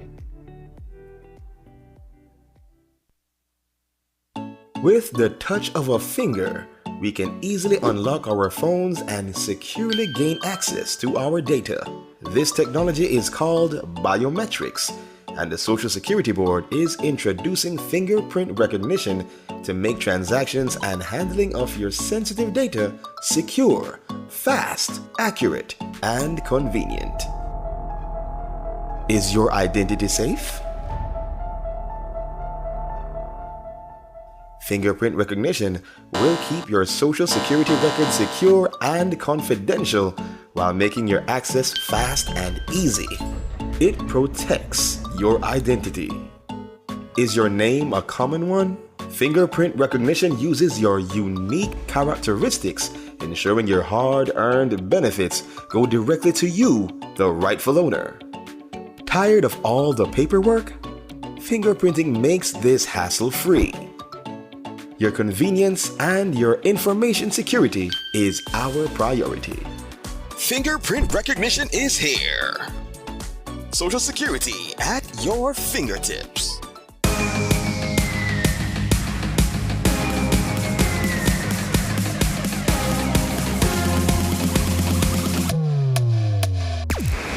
Download the SmartStream app on the Android Play Store and create your account to get access to movies and stream at home or on the go.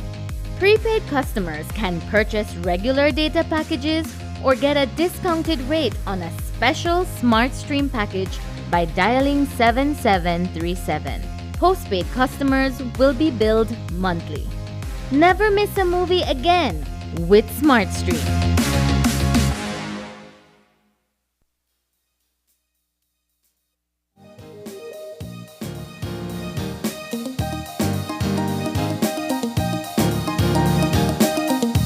And we're back. We are back just like that. So we are coming to the end of today's show. It was a great time. We had some great conversation this morning. Yo, Music Week, it's starting next week. Digitalization and merchandising workshop will be a part of that week as well. They've got their red carpet. I think it was Monday. It's Monday. Monday is going to be the red carpet. And it's a big event. Look, they're celebrating everything Belizean, panades and beer. And beer, that way Kim say, panades and beer. And of course, all of their workshops that will be happening, Nell up there will be doing 2 days of songwriting workshop, the digitalization and merchandising workshop from Beltrade. They will be doing their music and pop-up shop. So it's going to be a week of full fun at the Bliss. It's going to be a great time. You don't want to miss it. And of course, if you feel, you'd like to learn how to write a song or write music, or you're actually lyrical and want to put those things to work for you, then this is a great opportunity. You want to link up with the folks there at Niche and find out how you could be a part of it. All right, it's going to be great. We also want to say a big thank you to Tina. Tina is Tina is she's adorable, man. She's an inspiration. She's having her free tutoring program in For Dangriga, summer. starting July 11th to the 22nd. 22nd. Yep, so she'll be tutoring about 75 children. The first week is going to be academics. The second week she'll be doing some other things with the children. So, you know, people coming over to give a little talk to the children. This is a great way to motivate the children. She's going to take her kids to the zoo.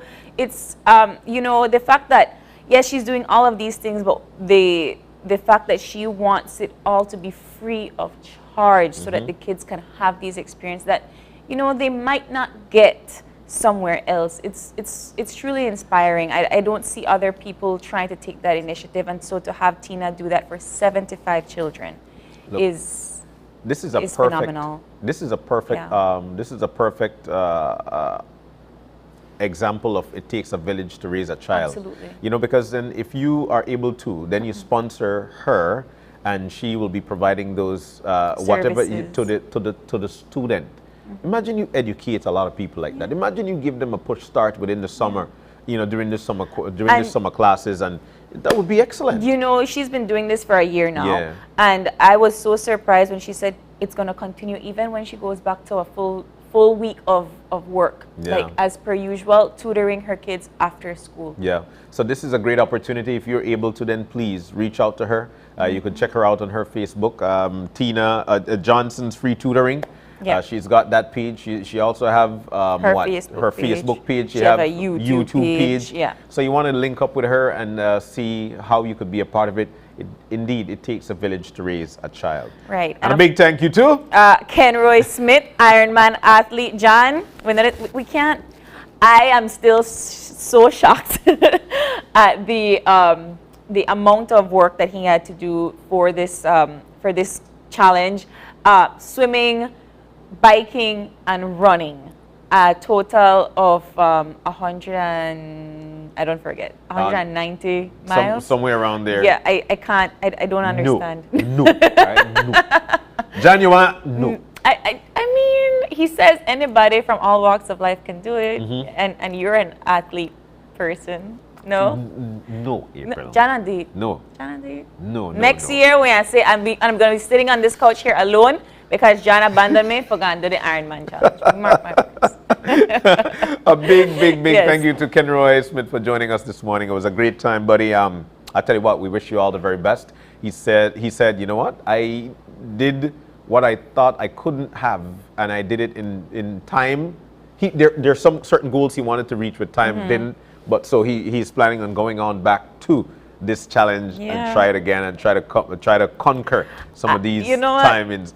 Kudos to you, Kenroy, because I can't see myself doing that. And it's not because I don't have the motivation. I know my limits as a person, and 190 something miles is there's not no limit. There's no limit. So then that means John Gwain, you see? There's no limit. No. That's how you April know John turn. Gwain. That's how you know John Gwain. And speaking of April turn, it's time to turn the page to KTV The Remix. It's going to be great. This weekend is going to be your weekend to actually come on down to Channel 5 and audition. It's going to be from 9 a.m. to 3 p.m. Saturday and Sunday. What do you expect? I expect full-fledged fun. I expect singing. I expect comedy. I expect dancing, drama, the full works. I can't wait. I can't wait for it to actually happen. I can't wait to see John audition. Yes, I mean, you're the guy to tell me you're not the Ironman, and I feel like you will, and you will definitely do KTV. You could go sign up with Nello for some songwriting. You must be 16 years or older to take part in this. All right, and to take part in KTV The Remix, you must be 16 years or older to take part. Come on down tomorrow, Saturday, and Sunday between 9 and 3, 9 a.m. to 3 p.m. to do your auditions. Come TV ready. And it's a walk-in audition, so you don't have to register anywhere. You just have to come on over here. And say you want and then you sing, I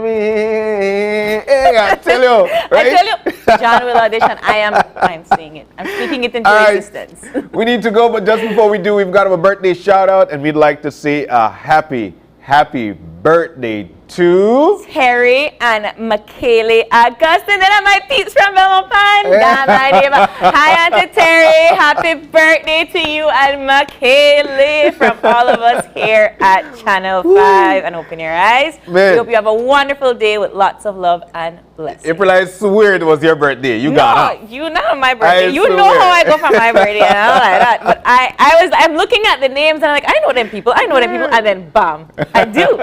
Happy birthday. If you've got a birthday shout out, you could always link up to us at oye@channel5belize.com. That's oye@channel5belize.com. If you've got your birthday shout out, send us the information there and we'll make sure that we do your highlight for you. And send that again to oye@channel5belize.com. And of course, you can always hit us up on our social medias on Facebook at Open Your Eyes BZ or on Instagram at OYE. All right, so you can hit us up on Monday or check us out again on Monday when you open your eyes. And you start your morning right. And as per usual, keep your eyes, your mind, and your heart. All right, we're going to see you soon. Make sure that you enjoy your weekend. The forecast is saying that a tropical, let me see here. There will be a tropical wave passing by and it will be decreasing Saturday night. So Saturday morning, Saturday afternoon, we should have some showers somewhere around there. And that should be decreasing on the Saturday night. All right, so make sure that you prepare yourself for that. We'll see you again on Monday. Make sure that you enjoy your day. Enjoy your weekend, Belize. Bye.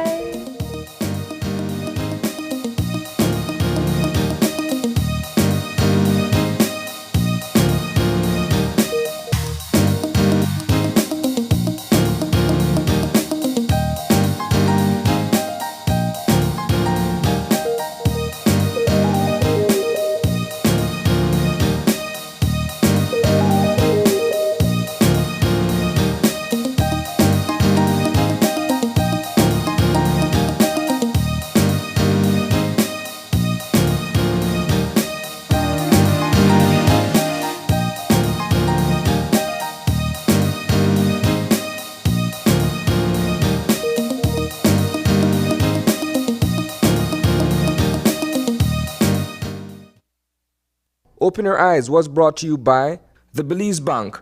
Our country, your